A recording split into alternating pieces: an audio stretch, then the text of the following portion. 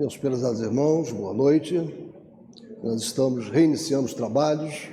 Hoje é dia 2 de janeiro de 2023, como eu disse, reiniciamos os trabalhos na casa de Abel Sebastião de Almeida.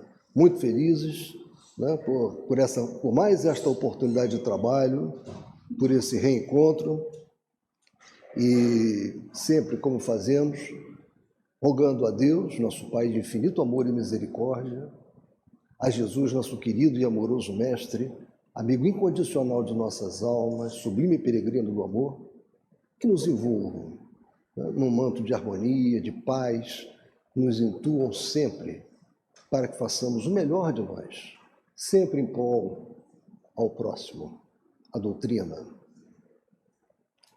Então, meus irmãos, eu gostaria, como sempre procuro fazer, lembrar alguns fatos históricos importantes na doutrina espírita.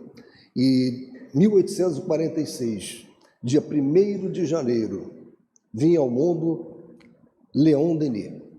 Nascia na França o nosso querido Leon Denis, não é? Esse homem que tanto participou da divulgação da doutrina espírita, da construção, junto com Allan Kardec, né, deste corpo doutrinário, tão importante para todos nós. Então, Leon Denis. No nosso boletim informativo de janeiro, nós já teremos um estudo biográfico de Leon Denis. Nós deveremos ter, agora todos os meses, no nosso boletim informativo, uma coluna de estudo biográfico. E Leon Denis foi não poderia deixar de ser, apesar de ter muitos fatos importantes no mês de janeiro, mas foi escolhido para ser divulgado. A nossa irmã Aleuda fez o trabalho, está muito interessante, então fiquem atentos quando sair o nosso boletim, vocês terão um breve histórico, né, biográfico de Leon Denis. Meus irmãos, eu também gostaria de lembrá-los da campanha do óleo de cozinha usado. Esta é uma campanha permanente da nossa casa, é uma campanha que tem um viés como é intuitivo, né? Ecológico, né? Nós não devemos jogar aquele óleo de cozinha usado pelo ralo. Nós sabemos que isso aí é extremamente danoso para a ecologia. E quando nós trazemos a nossa garrafa PET com esse óleo de cozinha usado aqui para a nossa casa, nós também estamos contribuindo para que a nossa casa adquira mais receita, mais ingresso de recursos para aplicação nos trabalhos sociais que vocês, aqueles que já estão conosco, nos acompanhando há algum tempo, sabem dos trabalhos sociais da Casa de Abel Sebastião de Almeida. Então, nós temos um tonel de 100 litros e nós vamos sempre enchendo esse tonel com a colaboração de vocês. Então, quando o tonel está cheio, vem aqui a empresa que faz o processamento desse óleo de cozinha usado, transforma em detergente, sabão, etc, etc. E nós ainda recebemos um recurso adicional para as nossas atividades. O suficiente para termos uma bolsa e meia padrão, para vocês terem ideia. Uma bolsa do quilo, né, às vezes chega a ser 2 bolsas do quilo. Quando nós vendemos um tonel daquele óleo, aquilo corresponde a 2 bolsas de quilo. O que é isso? 2 famílias que estão recebendo aqueles quilos. Então, quero dar boas-vindas também ao casal que está vindo pela primeira vez à nossa casa. Sejam muito bem-vindos. O nosso quadro, para finalizar a parte de informações, a rifa do quadro com a gravura do castelo de Neuschwanstein, aquele castelo famoso do sul da Alemanha, né? Uma rifa pequena, um preço módico, R$20, né? Que também está sendo feita para essa arrecadação de recursos, que visa subsidiar as nossas atividades sociais. Nós vamos finalizar esse mês ou no mais tardar mês que vem. E aí nós vamos divulgar quando que será feito o sorteio pela Loteria Federal. Então, quem ainda não adquiriu, pode até, o nosso quadro fica exposto na entrada da nossa casa, também pode vê-lo pelo nosso site. Aqueles que ainda não fizeram podem acessar e devem acessar o nosso site. Conhecer um pouco da história da nossa casa, nós temos o Projeto Memória, e pelo Projeto Memória vocês podem conhecer um pouco dessa história da Casa de Abel Sebastião de Almeida, né? Então não deixem de, aqueles que não compraram, que desejarem ter um quadro tão bonito, R$20. Bem, meus irmãos, como nós fazemos sempre, nós fazemos a leitura de uma página preparatória para o estudo que segue, né, imediatamente a essa leitura, mas serve para a nossa harmonização. Né? Eu peço à nossa querida Gesilda que faça a nossa leitura. Daqui a pouco vai...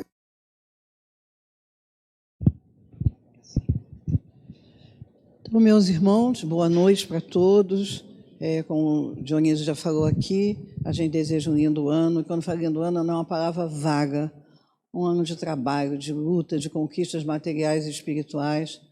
E as espirituais a gente consegue trabalhando no bem. Nós temos amplas possibilidades de ajudar, não é isso, ao nosso próximo, não só com a caridade moral, que conforta, que consola, que ampara, com a caridade material. Essa casa mantém um serviço social pujante, né? E que atua em diversos campos, é uma campanha do quilo, são os moradores de rua, ou almocinho aos domingos para as crianças, enfim, é assim uma colmeia com as suas formiguinhas, com as suas abelhas operantes, e que, na verdade, auxiliam a tantos. E foi possível minimizar os efeitos de uma pandemia, porque o serviço social não parou, tomando as devidas precauções, mas continuou. Então, é verdade. E no Natal agora, né, houve em relação aos moradores de rua, uma pequena ceiazinha que foi colocado um panetone, um arrozinho grega, um tenderzinho, então, e também sempre o kit higiênico, né, sabonete. Então, nós podemos ajudar sempre. Isso é de uma importância absoluta. É dessa maneira que a gente alimenta o espírito e se torna uma pessoa mais forte. Enclausurou numa bolha, acabou. É romper o ócio, romper a preguiça, arregaçar as mangas e vamos embora. Tá bom? Um lindo ano para todos. A página que vai nos harmonizar, essa página é lindíssima, foi lida até à tarde, Presença Espírita. O espírito que entende a doutrina que aceita, ergue-se de manhã quando o dia flameja. Ora e agradece a Deus o privilégio santo de poder trabalhar no corpo a que se acolhe. Se ouvir mal, fala o bem. Ajusta seu dever cumprindo a obrigação que a vida lhe assinala. Na rua, estende as mãos que auxilia em amparo fraterno. Em casa, forma a paz que auxilia e constrói. Prejudicado, esquece. Ofendido, perdoa. Não discute, realiza. E nem pergunta, serve. Não censura, abençoa. Nem condena, restaura. Desce para ajudar sem tisnar-se na sombra. Alteia-se na luz, mas apaga-se humilde por saber-se instrumento ao serviço do Pai. Reparte do que tem, sem reclamar louvores. Corrige, levantando e educa amando sempre. Tolera sem revolta as provocações que o ferem, transformando em bondade o fel das próprias dores. O espírita, onde está, faz com que tudo brilhe, aperfeiçoa, melhora, engrandece e progride. De alma no entendimento harmônico e profundo, faz-se fonte de amor para os males da vida, faz-se raio de sol para as trevas do mundo. Isso chama-se Presença Espírita. O livro é Caminho Espírita, o espírito é Albino Teixeira e a psicografia do nosso querido Francisco Cândido Xavier. Muito obrigada.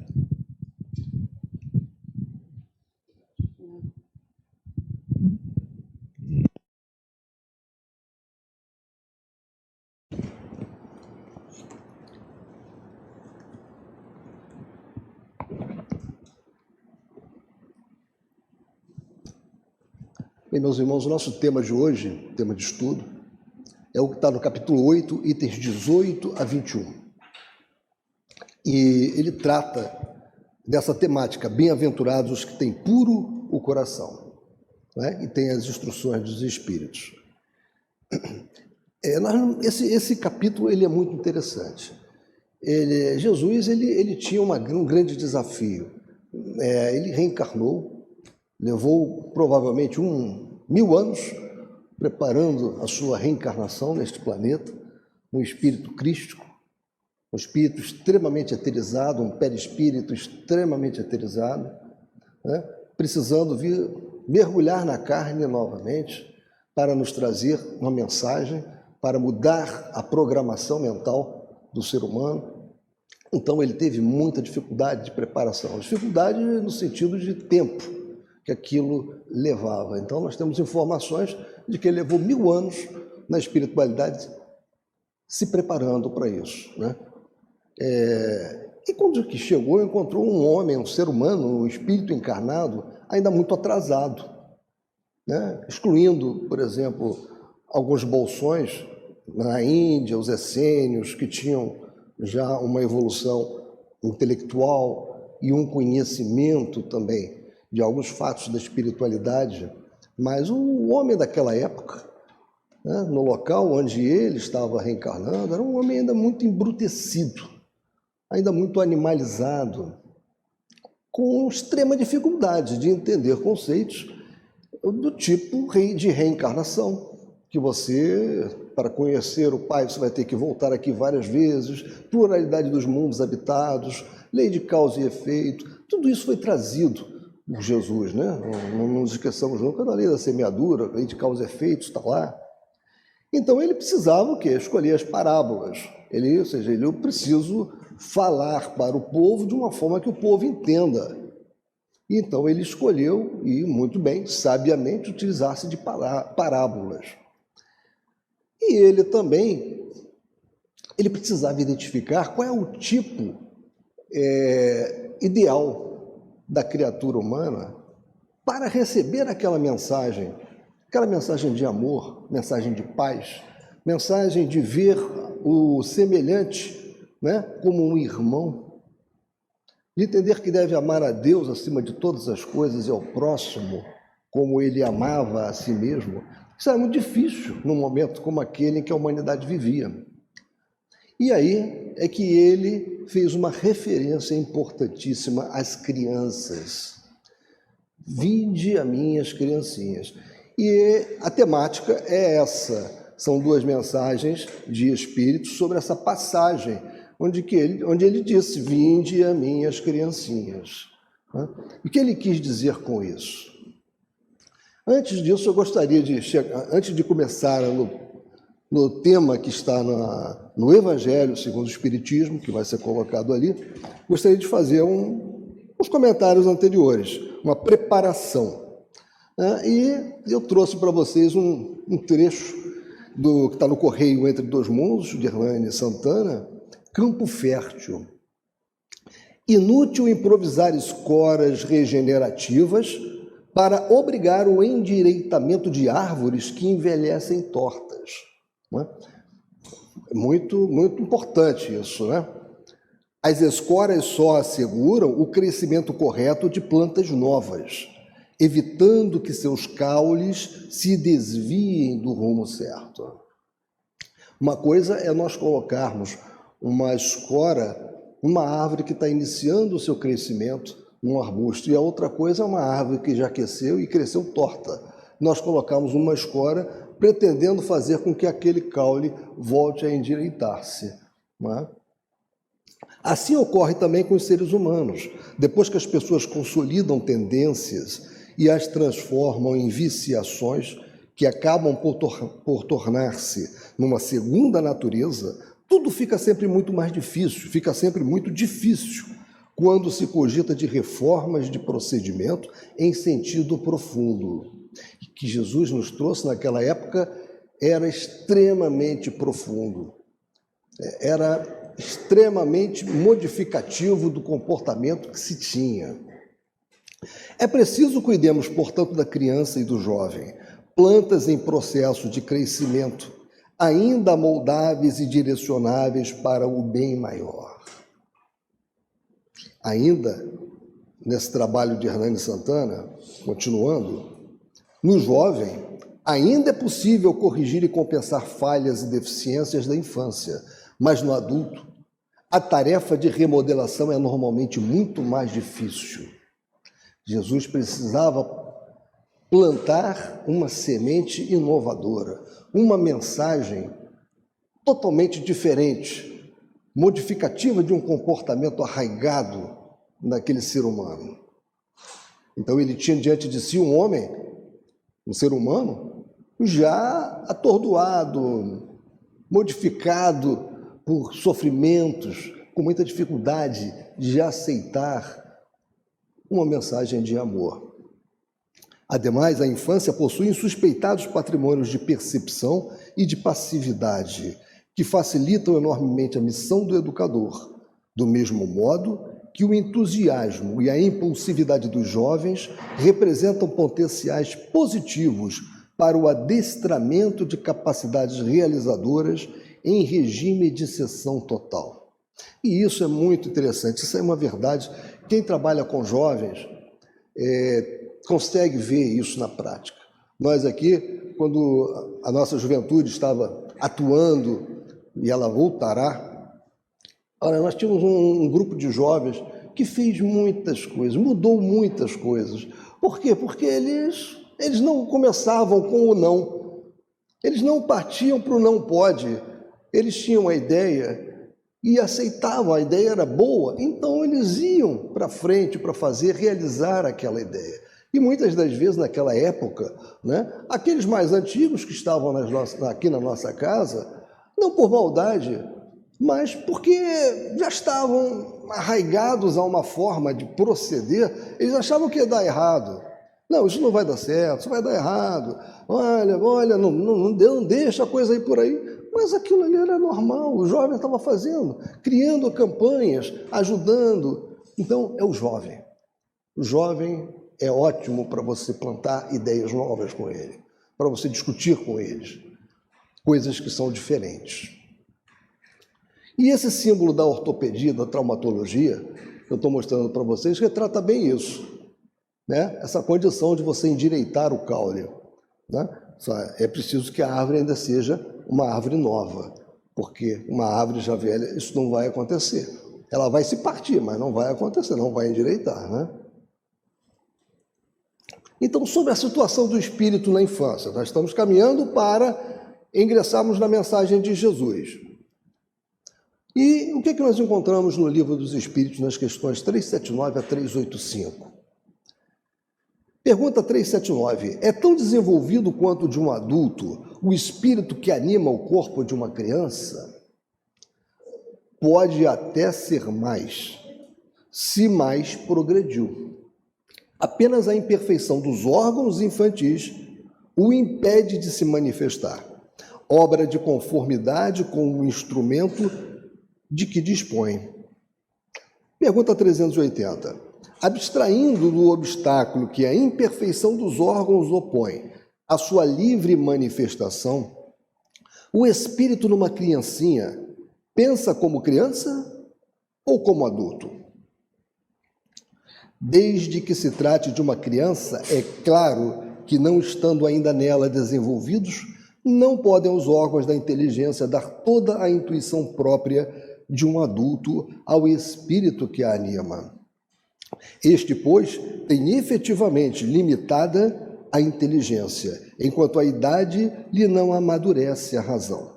A perturbação que o ato da encarnação produz, isso é muito importante, a perturbação que o ato da encarnação produz no espírito não cessa de súbito, por ocasião do nascimento, só gradualmente se dissipa com o desenvolvimento dos órgãos. Nós sabemos que no momento da reencarnação, nesse processo de reencarnação, o perispírito do espírito que está se reencarnando, ele se miniaturiza.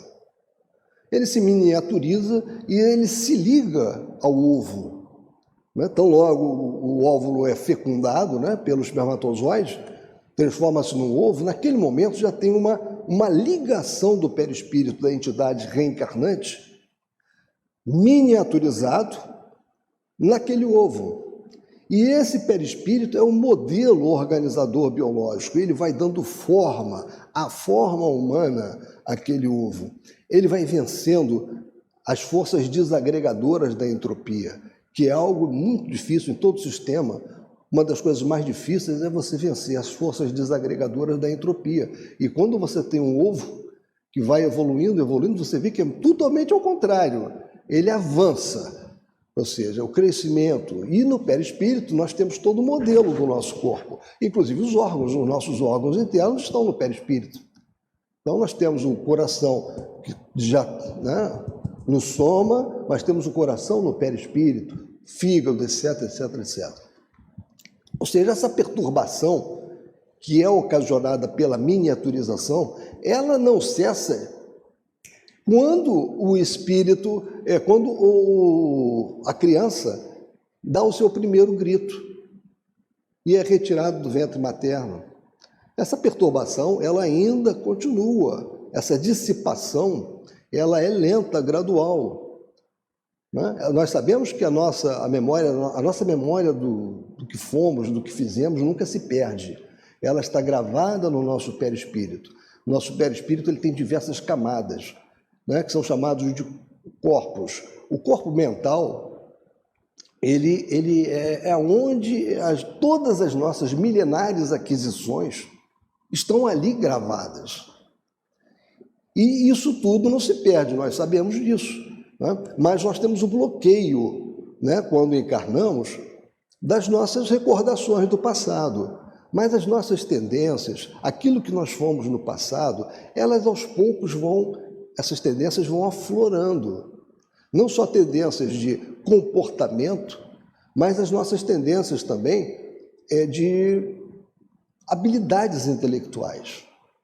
Né? Então, aqueles espíritos que já tiveram uma longa passagem, digamos, por ciências exatas, física, química, eles já trazem uma tendência para essa área. Aqueles que foram de ciências biológicas, biomédicas, trazem uma tendência para essa área.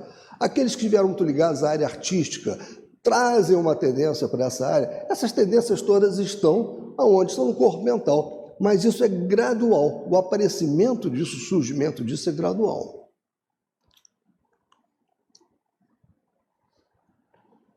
Ainda continuando no Livro dos Espíritos, o que é que motiva a mudança que se opera no caráter do indivíduo em certa idade, especialmente ao sair da adolescência? É que o espírito se modifica? Respondem os espíritos. A infância ainda tem outra utilidade. Os espíritos só entram na vida corporal para se aperfeiçoarem, para se melhorarem. A delicadeza da idade infantil os torna brandos, acessíveis aos conselhos da experiência e dos que devam fazê-los progredir. Nessa fase é que se lhes pode reformar os caracteres e reprimir os maus pendores. Tal o dever que Deus impôs aos pais, missão sagrada de que terão de dar conta. Assim, portanto, a infância é não só útil, necessária, indispensável, mas também consequência natural das leis que Deus estabeleceu e que regem o universo. Então, nós todos sabemos, né? Vai chegar um momento em que aquela criança que tanto nos obedecia, tão meiga, ela começa a apresentar os caracteres, né? Ela vai se transformando, vai se tornando, né, um adolescente, vem toda aquela fase de dificuldades normais da adolescência, e às vezes os pais se perguntam, mas o que é que eu fiz de errado, o que é que aconteceu? Não, ele é um espírito independente. Nós estamos começando a conhecê-lo agora. Ele antes ainda estava com muitas coisas bloqueadas, muitas tendências bloqueadas. O momento de influenciá-lo fortemente era no início. Você não adianta você pegar muito tempo depois, porque ele já 15, 16 anos, você perdeu muito tempo importante para modificar tendências. E Jesus tinha isso em mente. E por isso ele dava tanta importância às criancinhas. Ele não falou, vinde a mim as criancinhas à toa, porque ele queria que chegassem até ele os homens que tivessem aquela mentalidade aberta das crianças, que não chegassem até ele como refratários para aquela mensagem que ele estava trazendo. O espírito infantil, ou seja, aquilo que a criança tem de melhor, era o que ele esperava daqueles que ele queria, onde ele queria plantar a semente. Em Quem Tem Medo da Morte, de Richard Simonetti, também ele tem um trabalho interessante. Morte de crianças. O desencarne na infância, mesmo em circunstâncias trágicas, é bem mais tranquilo, porquanto, nessa fase, o espírito permanece em estado de dormência e desperta lentamente para a existência terrestre. Aquilo está no Livro dos Espíritos. Na verdade, ele está alinhado com o que nós acabamos de ler do Livro dos Espíritos. Somente a partir da adolescência é que entrará na plena posse de suas faculdades. Alheio às contingências humanas, ele se exime de envolvimento com vícios e paixões que tanto comprometem a experiência física e dificultam um retorno equilibrado à vida espiritual. O problema maior é a teia de retenção formada com intensidade, porquanto a morte de uma criança provoca grande comoção, até mesmo em pessoas não ligadas a ela diretamente.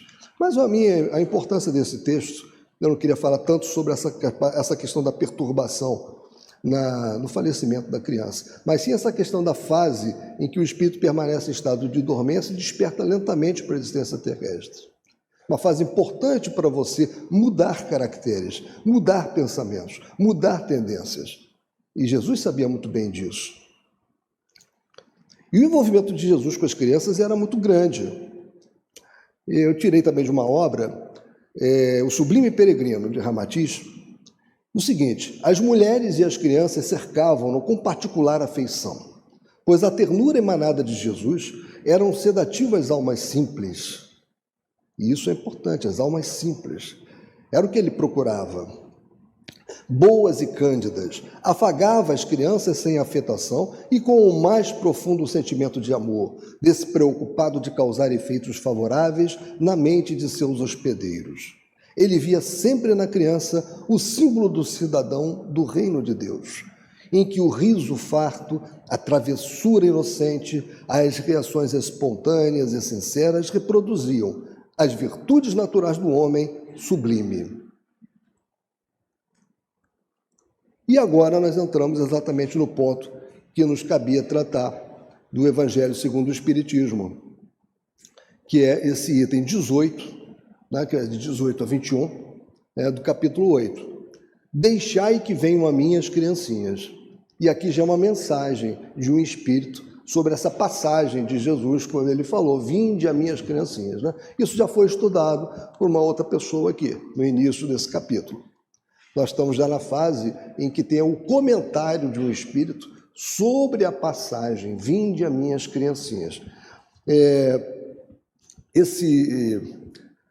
O Evangelho segundo o Espiritismo, ele tem um livro muito interessante que deve ser usado quando se está analisando o Evangelho, estudando o Evangelho, que é o Espírito da Verdade. São autores diversos, autores da espiritualidade diversos, psicografados, as mensagens foram psicografadas por Francisco Cândido Xavier e Valdo Vieira. Esse livro ele faz parte de um conjunto de 4 livros. Eles decorreram de mensagens que foram trazidas para Chico Xavier e também para Valdo Vieira, entre 1956 e 1961.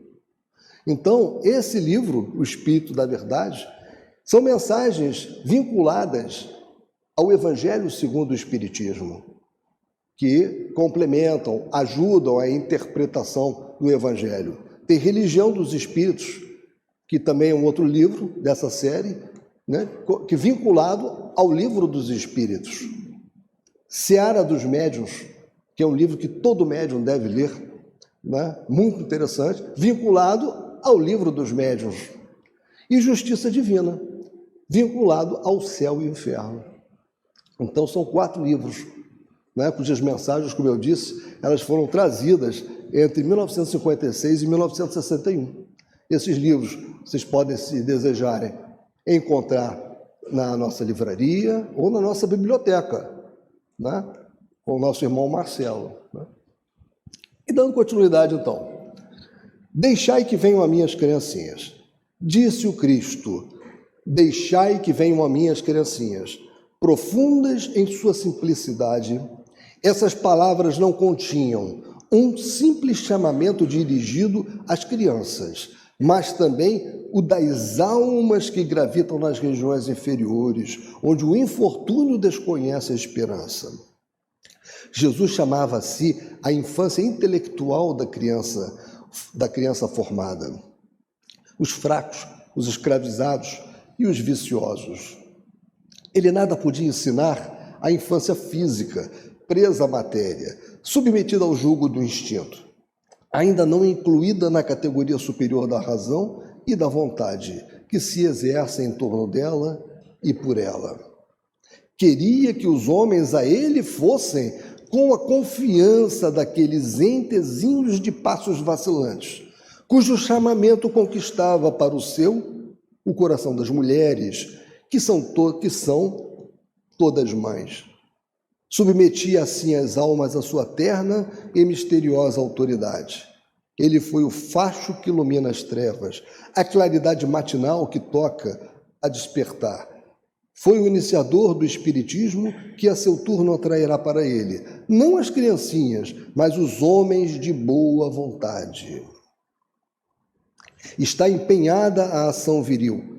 Já não se trata de crer instintivamente, nem de obedecer maquinalmente. É preciso que o homem siga a lei inteligente que se lhe revela na universalidade. Meus bens amados, são chegados os tempos em que, explicados os erros, se tornarão verdades.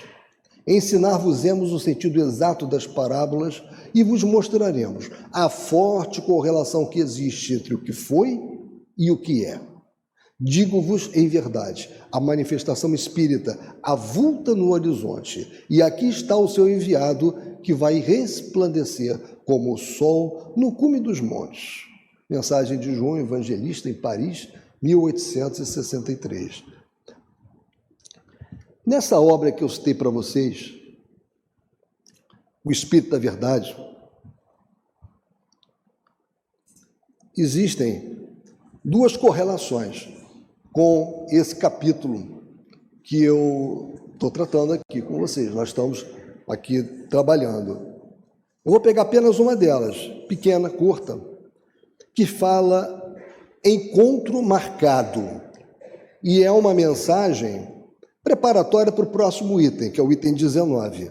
Tá? Então, quando vocês tiverem esses livros, ou forem procurar esse livro, vocês vão ver que ele é todo vinculado realmente ao capítulo. Ele mostra o capítulo, mostra o item do Evangelho segundo o Espiritismo. Então, esse encontro marcado está vinculado ao capítulo 8, item 19, que é o próximo que nós vamos ver.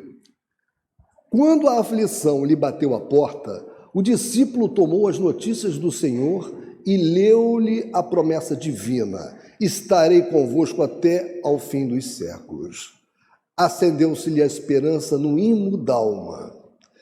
E certa manhã partiu à procura do mestre, a feição da corça transviada no deserto, quando suspira pela fonte das águas vivas. Entrou num templo repleto de luzes faiscantes, onde se lhe venerava a memória. Todavia, não obstante sentir que a fé aí brilhava entre cânticos reverentes e flores devotas, não encontrou o divino amigo. Buscou-o nos vastos recintos, onde se lhe pronunciava o nome com inflexão de supremo respeito. Contudo, apesar de surpreender-lhe o ensinamento puro, no verbo daqueles que sobraçavam dourados livros, não lhe anotou a presença. Na jornada exaustiva, gastou as horas. Em vão, atravessou portadas e colunas, altares e jardins. Descia gélida a noite, quando escutou os gemidos de uma criança doente, abandonada à sarjeta. Ajoelhando-se, asilou-a amorosamente na concha dos próprios braços. Ao levantar os olhos, viu Jesus diante dele e fremente bradou: Mestre, mestre! O excelso benfeitor afagou-lhe a cabeça fatigada, como quem lhe expungia toda a chaga de angústia, e falou compassivo: Realmente, filho meu, estarei com todos e em toda parte, até ao fim dos séculos. No entanto, moro no coração da caridade, em cuja luz tenho me encontro marcado com todos os aprendizes do bem eterno. Debalde tentou o discípulo reter o Senhor de encontro ao peito. Através da neblina espessa das lágrimas, a lhe inundarem o rosto mudo, reparou que a celeste visão se diluía no anilado fulgor do céu vespertino. Mas, na acústica do próprio ser, ressoavam para ele agora as palavras inesquecíveis: Toda vez que amparardes a um desses pequeninos por amor de meu nome, é a mim que o fazeis. Essa é uma mensagem passada por Meimei, o espírito Meimei. E vinculada a esse próximo item, que nós vamos ver agora do Evangelho segundo o Espiritismo, que é o item 19. Deixai venham a minhas criancinhas, pois tenho leite que fortalece os fracos. Deixai venham a mim todos os que tímidos e débeis necessitam de amparo e consolação. Deixai venham a mim os ignorantes, para que eu os esclareça. Deixai venham a mim todos os que sofrem, a multidão dos aflitos e dos infortunados. Eu lhes ensinarei o grande remédio que suaviza os males da vida e lhes revelarei o segredo da cura de suas feridas. Qual é, meus amigos, esse bálsamo soberano, que possui tão grande virtude, que se aplica a todas as chagas do coração e as cicatriza? É o amor, é a caridade. Se possuis esse fogo divino, que é o que podereis temer. Direis a todos os instantes de vossa vida, meu Pai, que a tua bondade se faça, e não minha. Se te apraz experimentar-me pela dor e pelas tribulações, bendito sejas, porquanto é para o meu bem. Eu sei que a tua mão sobre mim se abate. Se é do teu agrado, Senhor, ter piedade da tua criatura fraca, dar-lhe ao coração as alegrias sãs, bendito sejas ainda. Mas faze que o amor divino não lhe fique amodorrado na alma, que incessantemente faça subir aos teus pés o testemunho do seu reconhecimento. Se tendes amor, possuis tudo o que há de desejável na terra, possuis preciosíssima pérola, que nem os acontecimentos nem as maldades dos que vos odeiem e persigam poderão arrebatar. Se tendes amor, tereis colocado o vosso tesouro lá, onde os vermes e a ferrugem não o podem atacar, e vereis apagar-se da vossa alma tudo o que seja capaz de lhe conspurcar a pureza. Sentireis diminuir dia a dia o peso da matéria, e qual pássaro que adeja nos ares e já não se lembra da terra, subireis continuamente, subireis sempre, até que vossa alma inebriada se farte do seu elemento de vida no seio do Senhor. Um espírito protetor, uma mensagem, passada por um espírito protetor em Bordeaux, em 1861.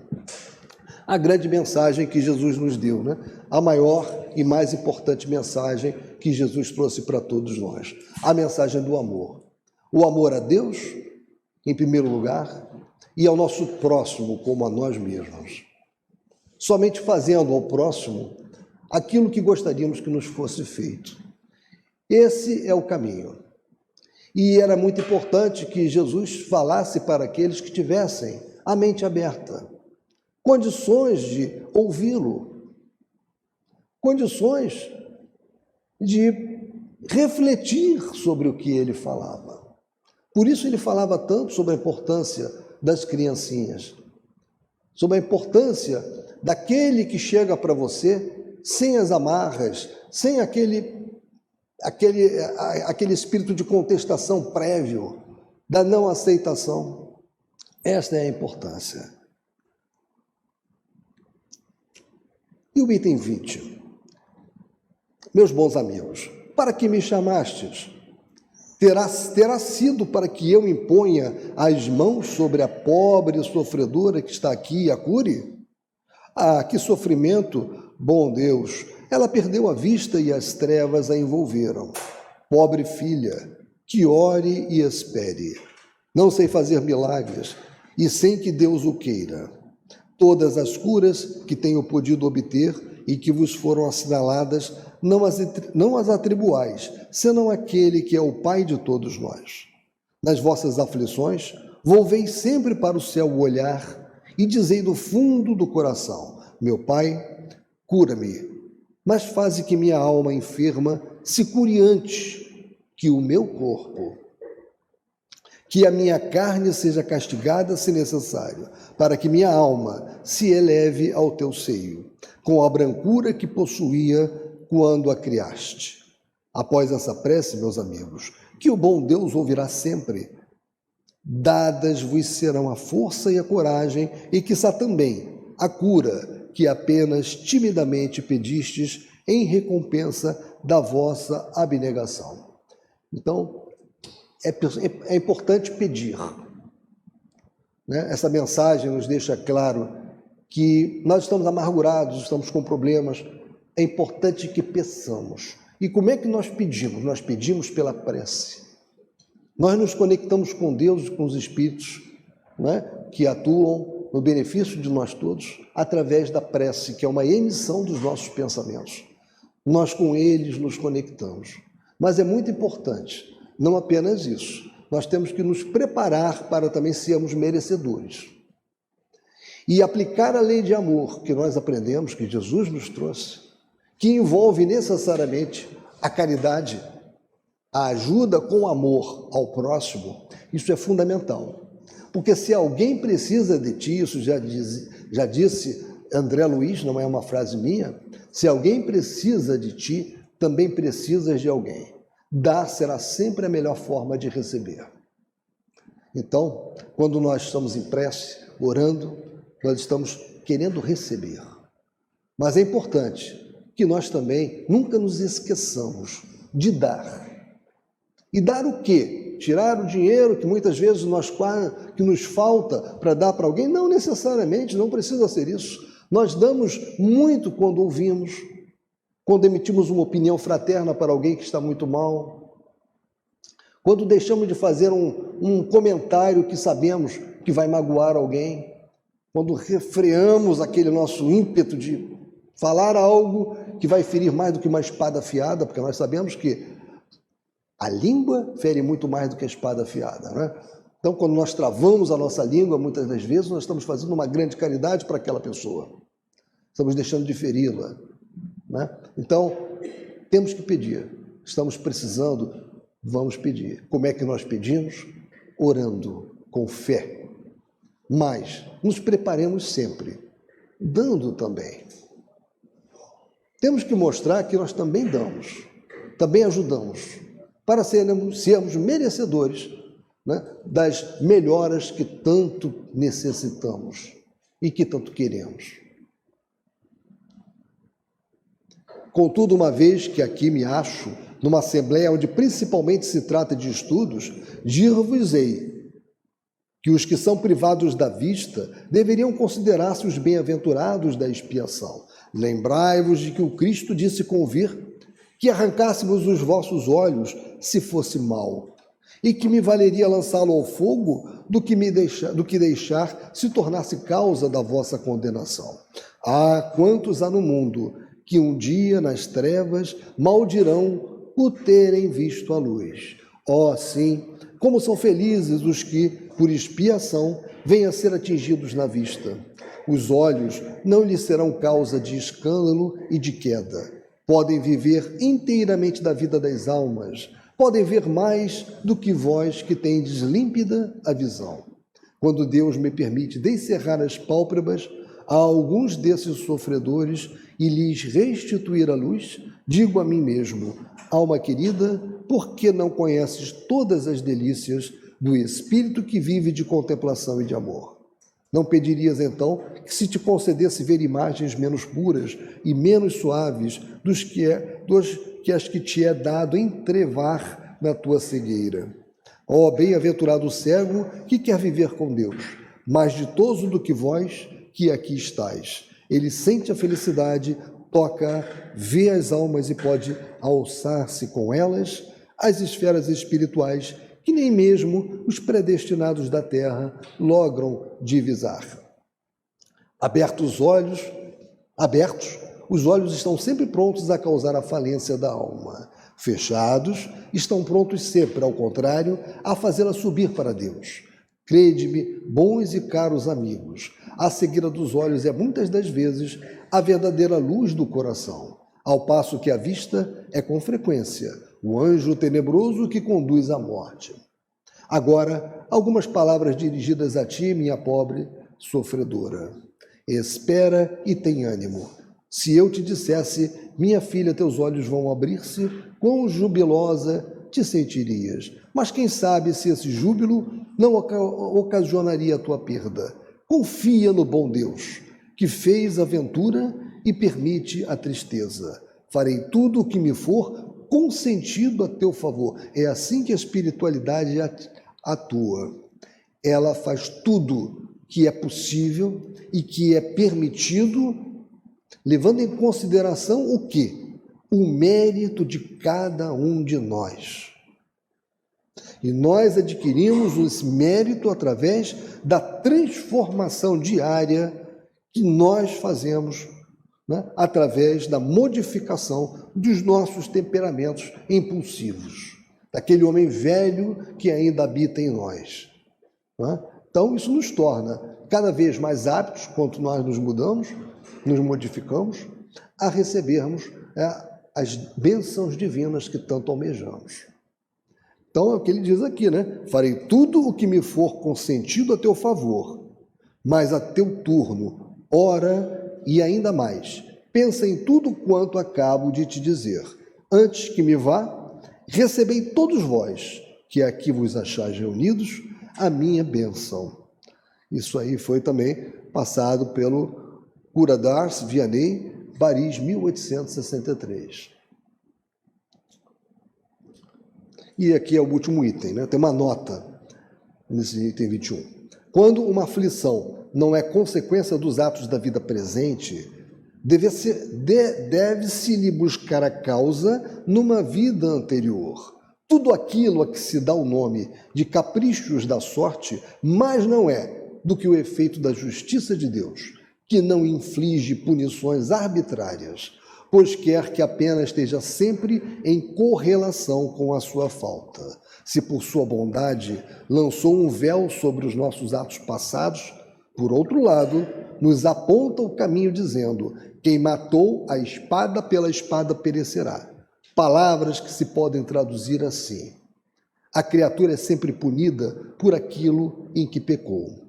Se, portanto, alguém sofre o tormento da perda da vista, é que esta lhe foi causa de queda.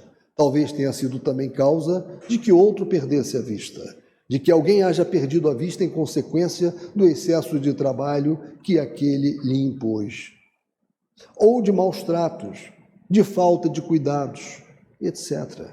Nesse caso, passa ele pela pena de talião. É possível que ele próprio, tomado de arrependimento, haja escolhido essa expiação, aplicando a si estas palavras de Jesus: se o teu olho for motivo de escândalo, arranca-o.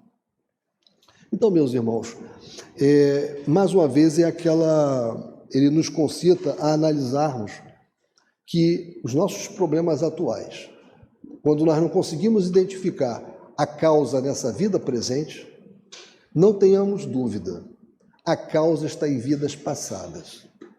Deus não pune. Deus não é um pai punidor. Deus é soberanamente justo e bom. Então, Deus tem leis eternas. Quando nós descumprimos estas leis, erramos, simplesmente nós estamos recebendo as consequências dos atos errados que praticamos. Não é Deus que está nos punindo, somos nós, né, que causamos aquela dor necessária ao retempero de nossas almas, a que nós possamos nos modificar. Então, não deixemos nunca de orar, nunca de pedir. Precisamos pedir quando necessitamos. E fazemos sempre isso através da prece, da oração. Mas não nos esquecemos, é preciso que também nós façamos alguma coisa pelo próximo, que nos melhoremos a cada dia, para cada vez mais sermos merecedores das bênçãos que muitas vezes pedimos. Então, meus irmãos, era o que eu tinha para trazer para vocês, lembrando que essas questões sobre espíritos sofredores esses sofrimentos acerbos, né, vocês podem encontrar também numa obra muito interessante, uma obra que faz parte do Pentateuco de Kardec, né, que é o Céu e Inferno, e que vocês também podem utilizar-se da obra Justiça Divina para estudar o Céu e o Inferno com essa obra Justiça Divina, que é uma daquelas 4 obras que eu falei com vocês, cujas mensagens foram trazidas de 56 a 61.